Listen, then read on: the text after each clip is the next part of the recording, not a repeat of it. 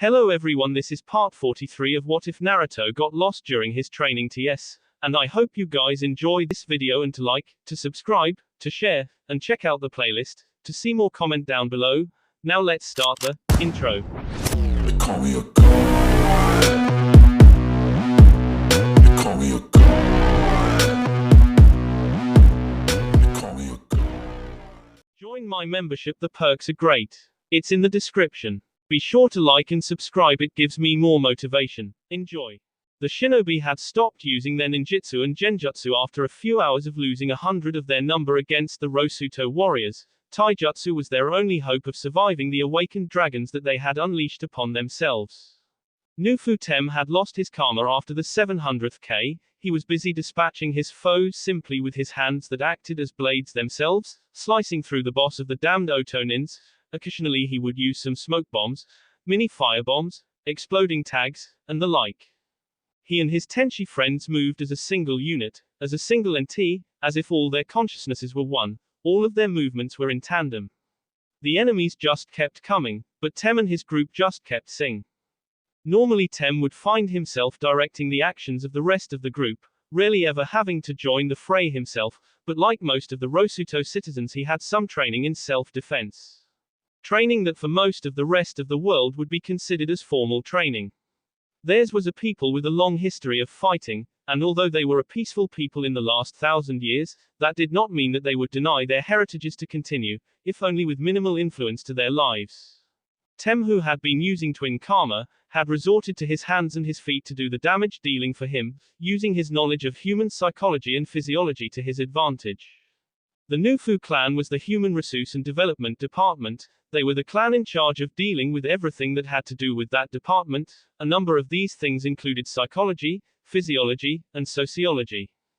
They knew how the mind ticked, the mind worked, how the body worked, and all that, as it was part of what they needed to know to better understand and deal with people. Tem used his extensive knowledge to take down his foes. Though he was unable to verbally deal with them, based on what he was seeing he used it to his advantage.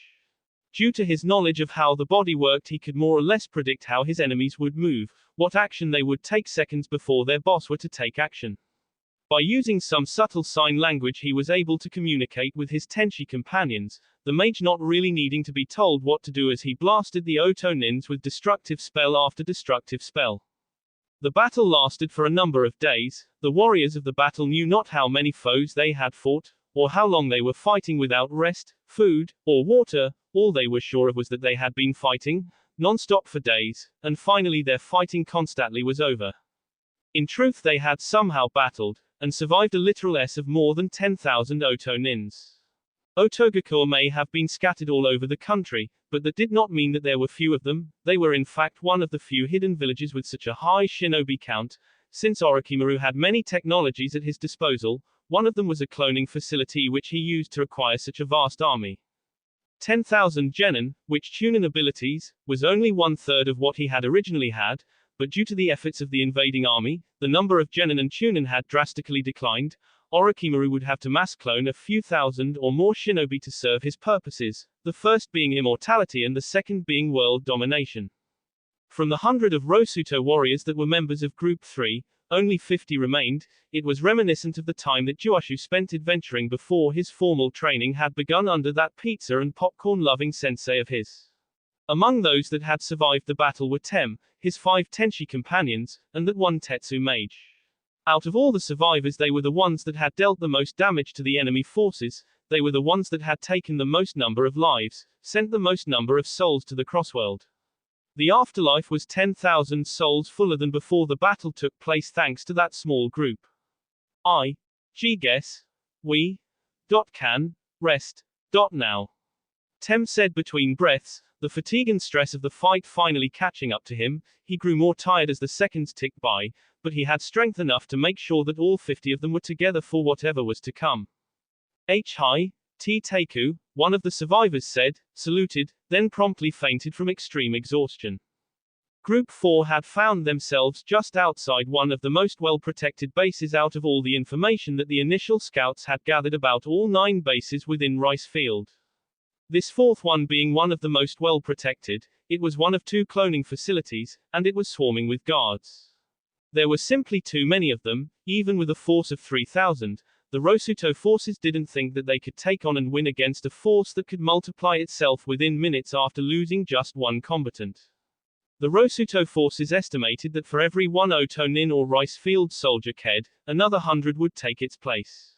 That was simply how fast, and how many machines the facility had at its disposal. The power plant that gave the base its power was also well protected and within the base itself, which gave the Rosuto forces another disadvantage as they would be unable to stalk their prey in the dark as they had wished. They could do only so much. Being in desperate need of intelligence, and some advice on how to proceed, the communications officer, a Nufu clansman, contacted the Southern Konoha Invasion Front. Nufu Ida, calling Southern Front, Kira Oji-sama, do you copy? Ida said through the communication mirror. Nufu Kira here, I hear you loud and clear, what's the problem Ida-kun? Kira responded after a few minutes. We're at base 4, it's completely surrounded in security personnel, it's also got enough equipment and supplies to survive against an attack from us, even should we unleash our heritages, Ida informed. Blow it up, Kira simply said. What do you mean blow it up? Ida asked. Bring the whole facility to the ground, Kira said. How? Ida asked. You've got mages, have them drop the Hu facility into a chasm in the ground, send them to the magma rivers of hell, Kira simply said, then snipe any that tries to escape. Understood, Ida said, then cut transmission. Ida then relayed the instructions to the officers of the group. The task was split between the many rock riders in the group, they would act as aerial bombers of fiery deaths. The mages were tasked with thinking up and using a single unified spell that would bring the whole facility falling into the burning pits of hell, or in other words down into the ground where the mantle met with the crust. The regular soldiers were all told to either prepare to rush the enemy, or to ready their bows and arrows in preparation for some sniper action against the rice field troops. Not a single one of their enemy was to survive. But unknown to the preparing Rosuto force, their prey had found a way to spy on them. After realizing that they were surrounded on all sides by an army of Rosuto warriors, the Rice Field Intelligence Agency had found a way to use the vibrations in the earth to spy on Group 4. After they figured out the plan of action that the Rosuto force was to take, the defenders launched a preemptive strike against the Rosuto force. Unprepared for the surprise attack, 1,000 Rosuto warriors lost their life during the first wave that was sent against them. That is exactly 1/3 of the force that Group 4 originally had, or started out with. They had for some reason underestimated the abilities of their enemy, and had paid such a high price for such mediocre thinking. The Rosuto force did not need to wait for the second wave to take out another 1,000, or a third wave to take out the entire group. The officers ordered the all remaining forces to continue as planned. The mages made the ground shake, which caused the foundations and all the things that were keeping the base standing to topple and fall. They were also able to cause the ground below the entire facility to become brittle, which then cracked under the combined weight of the defenders and their base of operation and cloning facility. The Otonins that knew some Doton Jutsu were able to defend and protect some parts of the base, which allowed their forces to launch some attacks on the attacking forces of Rosuto no Kuni. The minor attacks were met with much resistance. The defenders had successfully lost their cloning facility. What they were able to salvage would help them survive, as they found out that the mages had expended far too much magic to try and sink the base a second time. The invaders did not attempt to storm the base, knowing that it would be for them to do so. It was a battle of attrition. Unluckily for the Rosuto forces, the defenders had called in some reinforcements from another base, one that had yet to meet with any of the other groups of Rosuto warriors. Group 4 was trapped between the base that they could not storm or totally destroy in one move, and the incoming reinforcements of the defenders that were sure to batter at them until they were all crushed. Orochimaru really knew what he was doing when he prepared himself for war against the one country that he hated more than anything. His shinobi forces were more than enough to take out the entirety of Konoha. It was like Iwa, but on a much smaller scale, but just as sly. The man really knew what it would take to take the world by storm. Too bad he had to deal with a superpower in the world, Rosuto no Kuni. A nation that knew not what defeat meant, simply victory, but the path was still a very dangerous and long one. Orochimaru had made sure of that.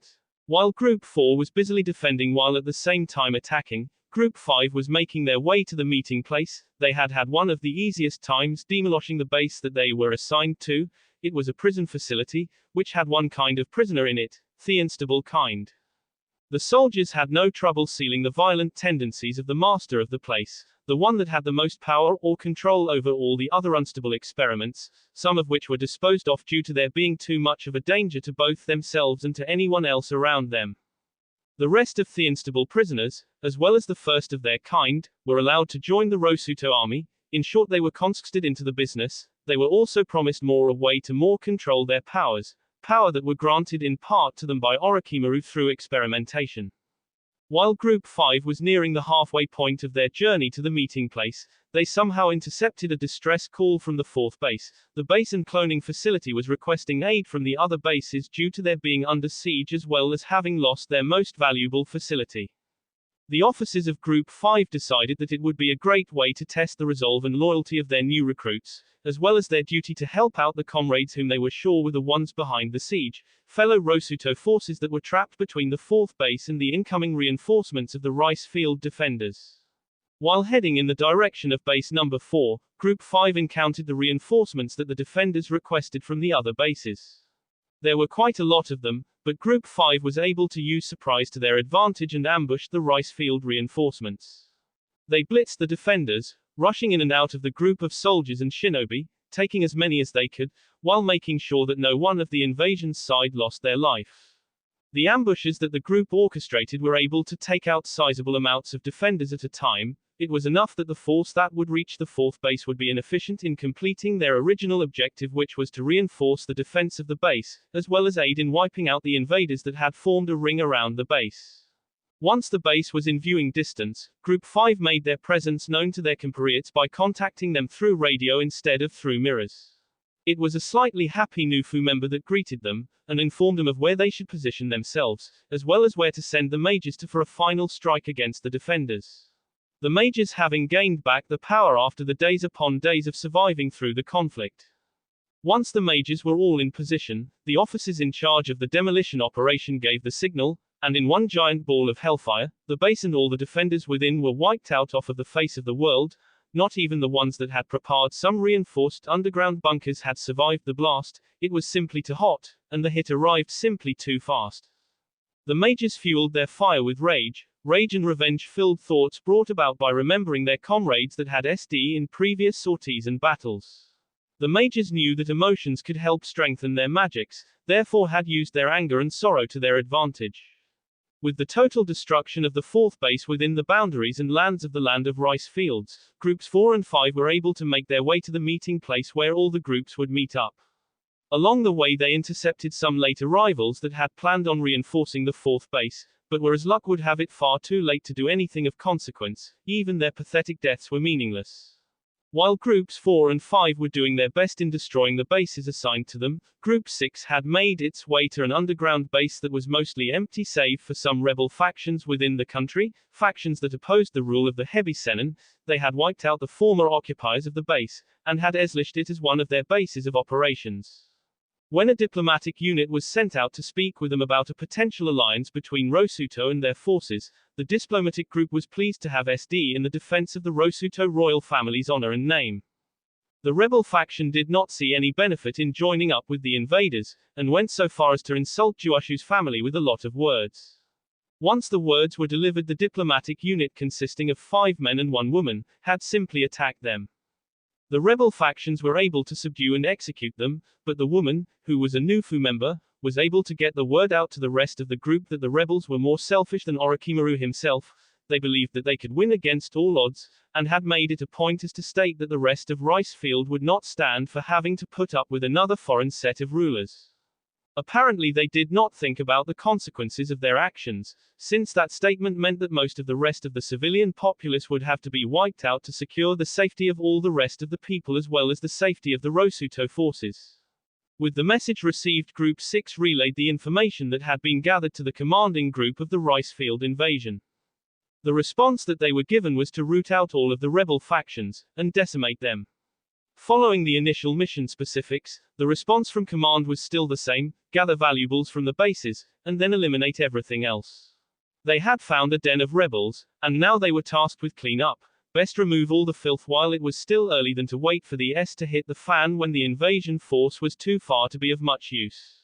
X. That will be all for this video. Be sure to like, subscribe, share, and comment down below for more videos. Goodbye.